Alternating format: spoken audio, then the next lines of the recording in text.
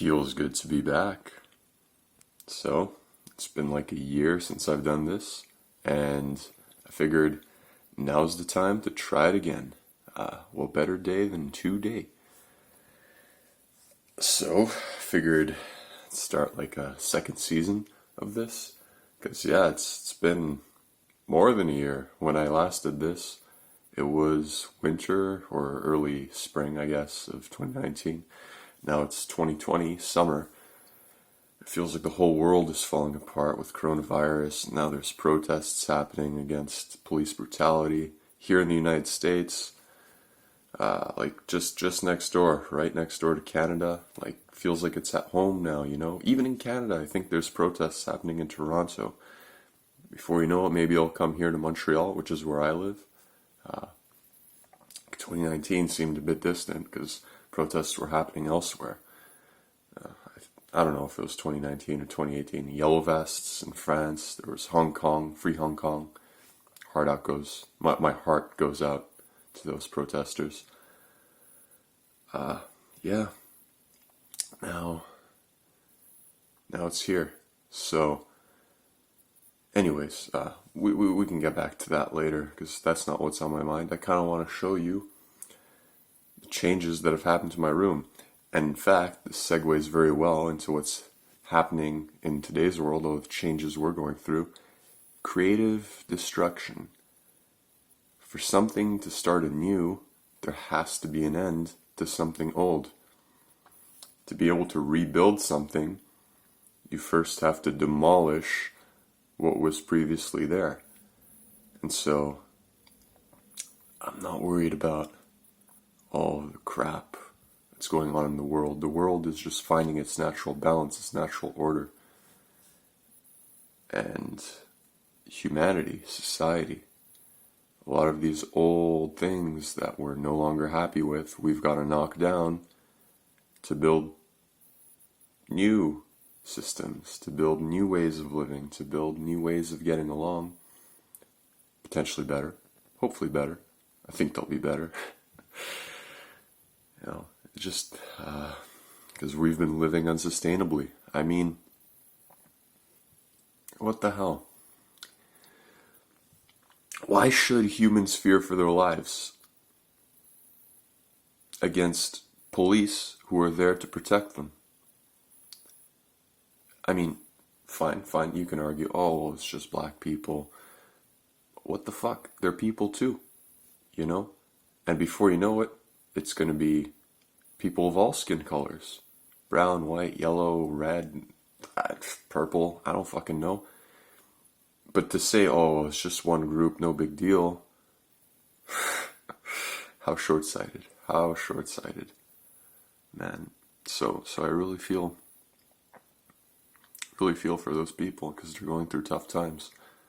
I mean, we all do in our own respect, but like, right now the spotlight is on my fellow Americans, and they've lost their jobs, lockdown, forced curfew, all sorts of bullshit there. Just this horrible top-down government approach that's so oppressive. And yeah, before I make this too political, I'll hold off on the politics because they send me into a frenzy sometimes. It just, my mind starts yapping away, and Jesus, it's actually kind of a beautiful thing because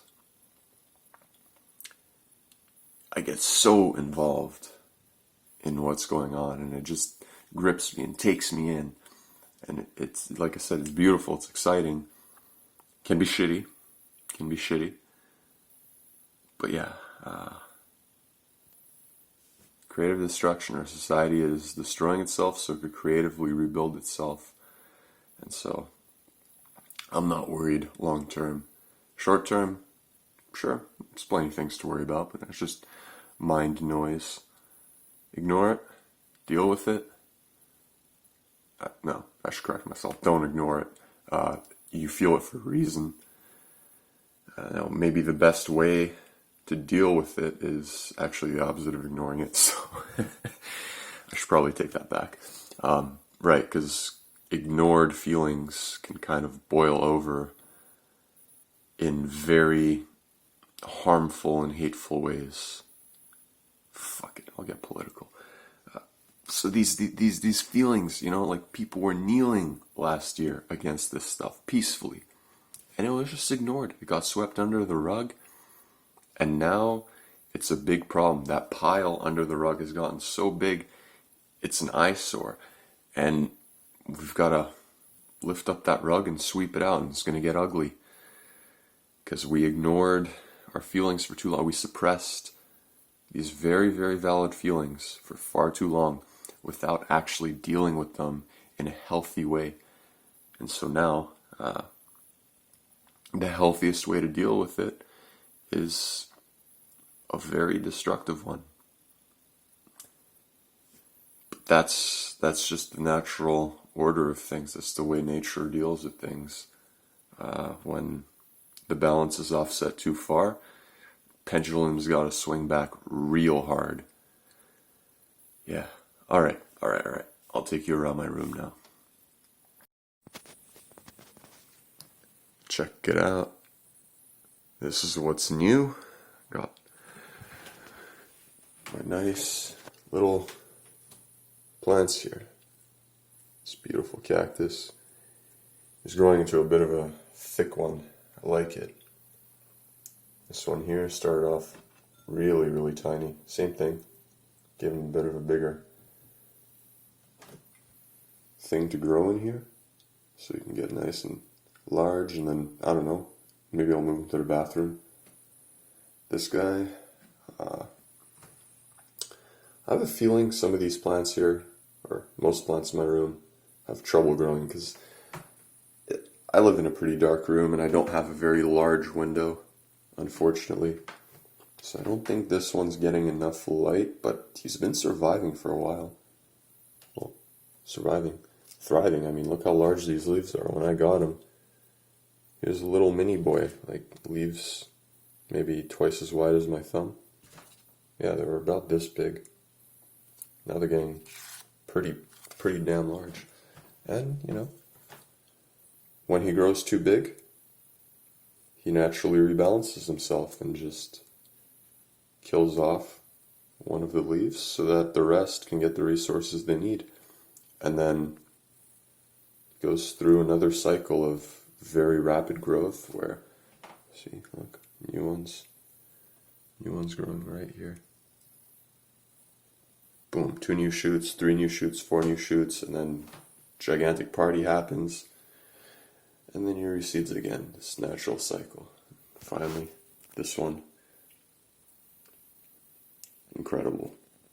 The little flower shop I bought him from set him up in a really pretty package. They kind of had these growing upwards. They were much shorter when I got it. Obviously, it was like maybe half as big. But they had wrapped these little ones in this nice spiral package right by the base. Beautiful. And then here I kind of keep some digital hygrometers with temperature. Just kind of, like I said, keep my room moist and humid, because in the winter it certainly does get very, very dry. And here, I don't know if you can see, little vegetable garden started this year in the backyard. Probably take you to that some other day. Same old here. Still got my water. Different water bottle though. I lost mine in Toronto, so I got this cool pink and blue one. Darth Vader's still there. My hero. Same stuff up here. Actually, this I kind of want to change. I don't know what I'm going to put here yet. Maybe I'll just leave it empty. But these I honestly almost never use anymore. Yeah, I'll probably get rid of those. Destroy, and then I'll create something new. Here's something new. Got these nice candles, and it's way too dark to see right now. I'll show you another day. Maybe from here you could see it a little bit. I bought these cool shelves to put my plants on. I would have hung them up on this wall here. But unfortunately, the plants can't really grow on them because, yeah, it's just, as you can see, it's freaking dark here. So I had to put them next to the window so they can get their light. What is happening with my camera? There we go. I think it's just too dark to really zoom in properly. Anywho, right. Yeah, I can't get a good shot. I'll get it some other day. Here's a calendar I put up on this wall. Yeah, it's April, honestly. With all this crap, I've completely lost track of time. I bought this to take care of my time, to plan it out. Look how that planning got me. Completely missed the whole month. That was June. Yeah, you know what? Here, let's check out this artwork first. City on Venus.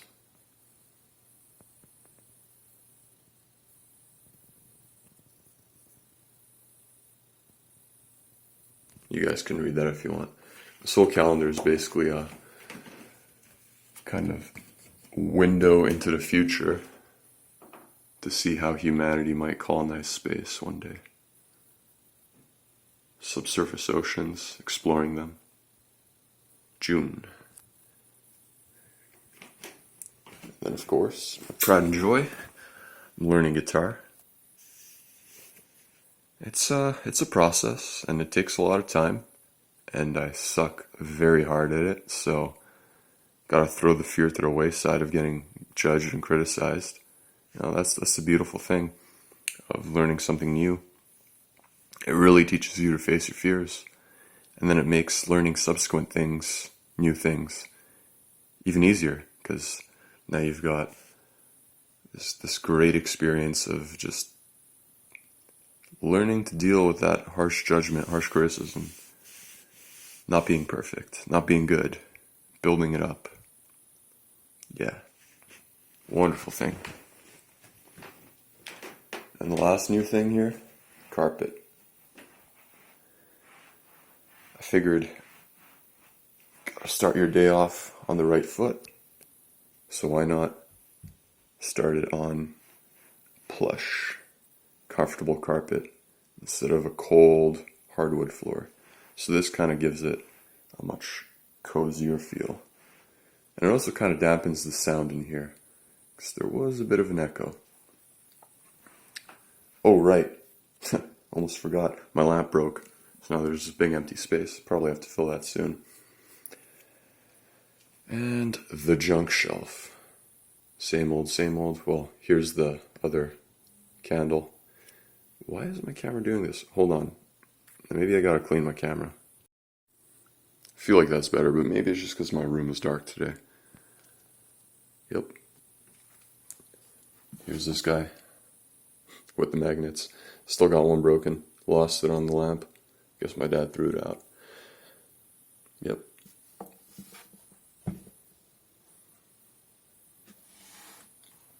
So that's that. Not much has changed, but a bit's changed. And of course, like I said, to change it, I had to destroy my old room and remodel it into this newer, better, improved version. No problem. Destruction is not a bad thing when it's done constructively with care and love in the long-term goal. Because yeah, I know, it seems like a uncaring, evil, hateful thing to do. But destruction can be loving too. It really can.